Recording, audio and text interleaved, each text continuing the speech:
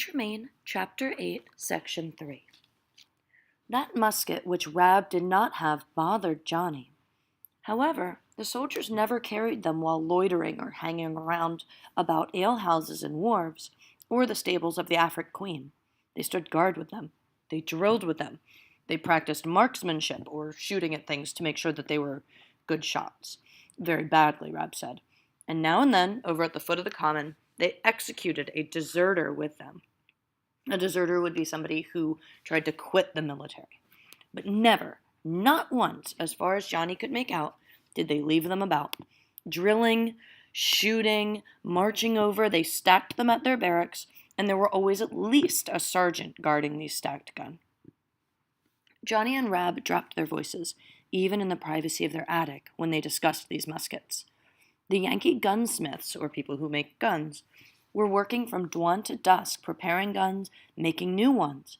But as long as Rab had a weapon and was, after all, little more than a boy, he believed he had no chance for a modern gun, unless he got it himself from the British. "How soon," Johnny whispered, "before they march out and the war begins?"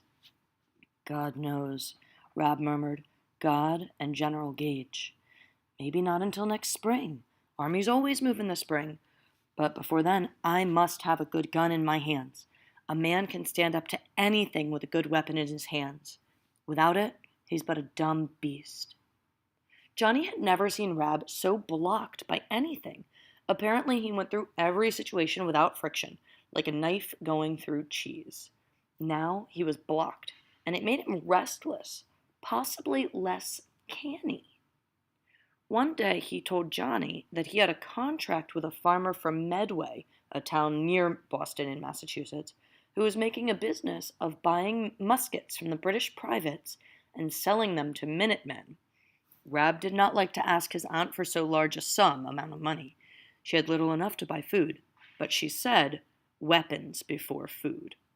Now, before we move on, I want you to turn and talk about this.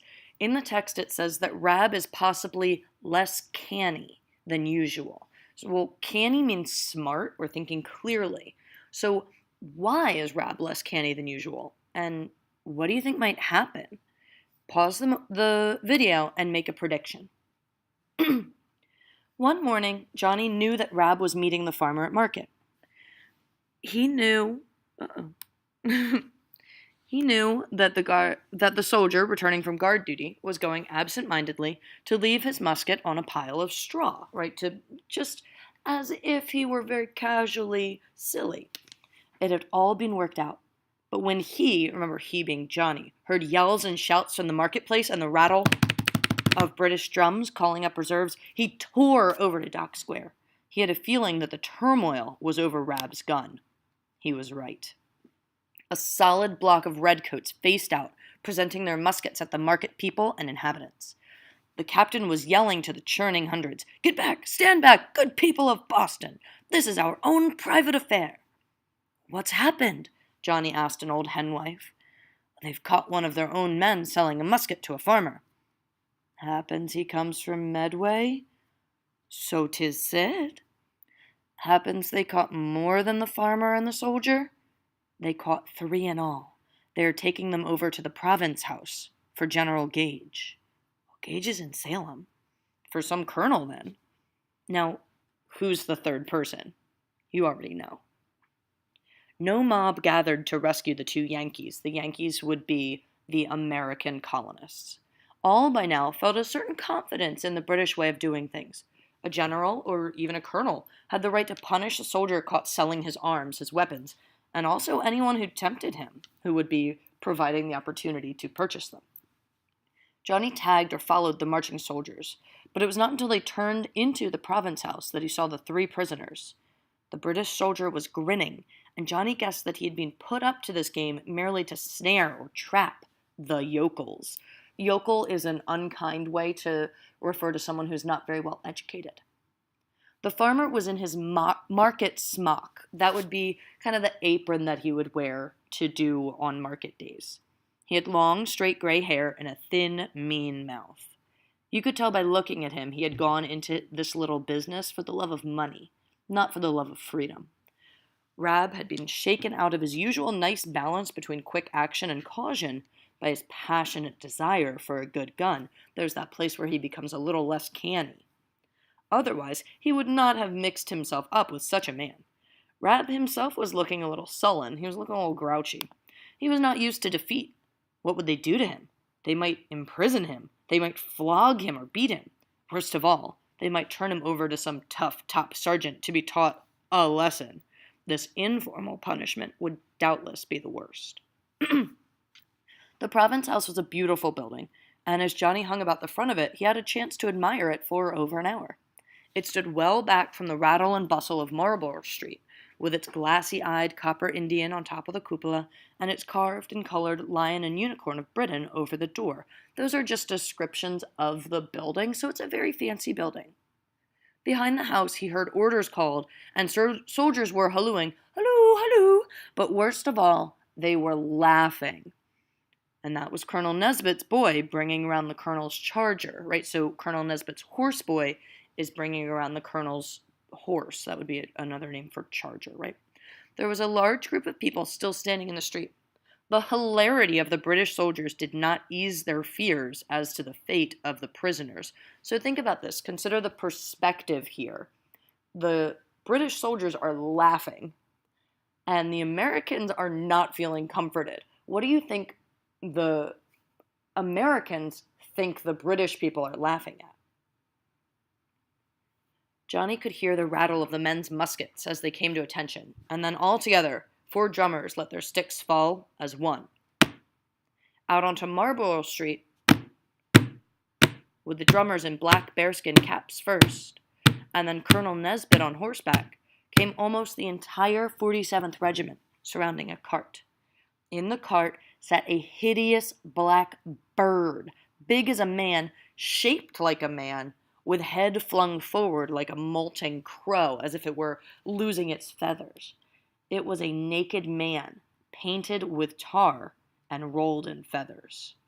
Who do you think this is? Pause, real quick, make a prediction. 3 times already, the Whigs had tarred and feathered enemies and carted them through the streets of Boston. Now it was the British turn. The redcoats marched.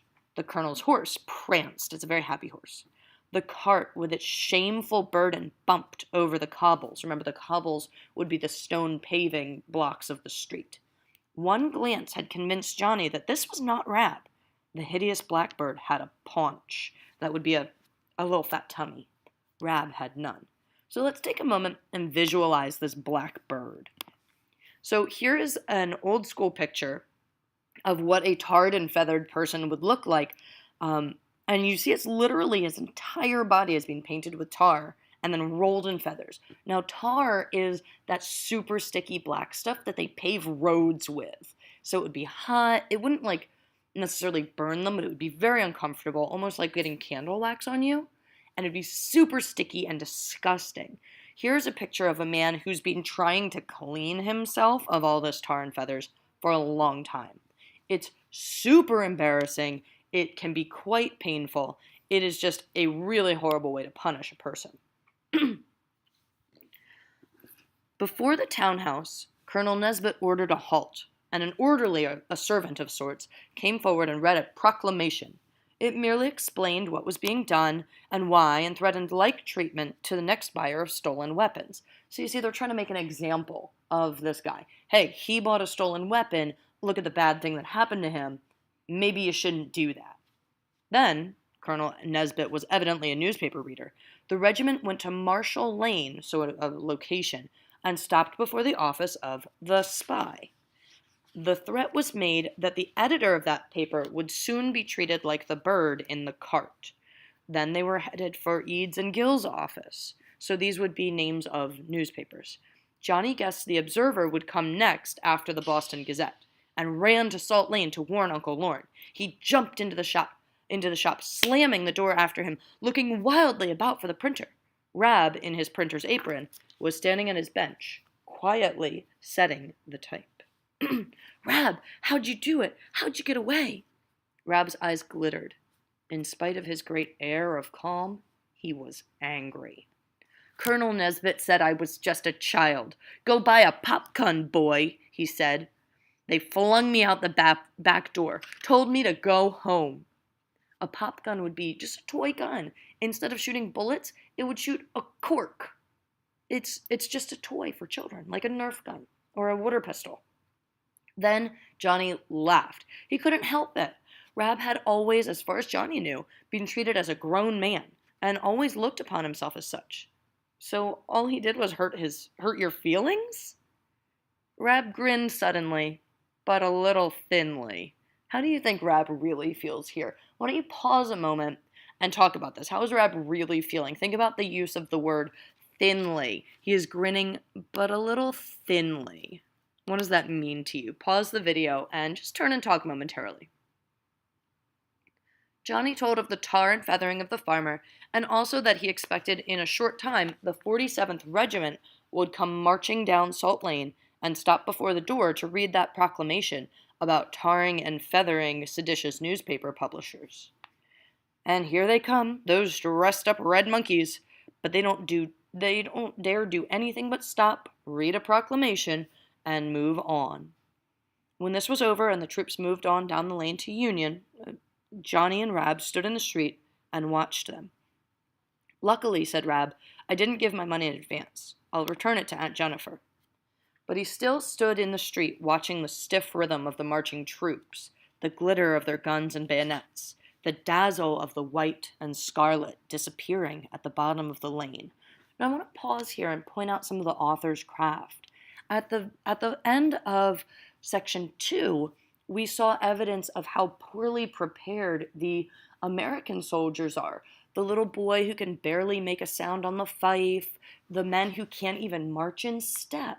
And now just 5-6 pages later, we have the stiff rhythm, the glitter of their guns and bayonets, the dazzle of the white and the scarlet. These are very well prepared soldiers. They'll make good targets, all right, he said absent-mindedly. Out in Lexington, they are telling us.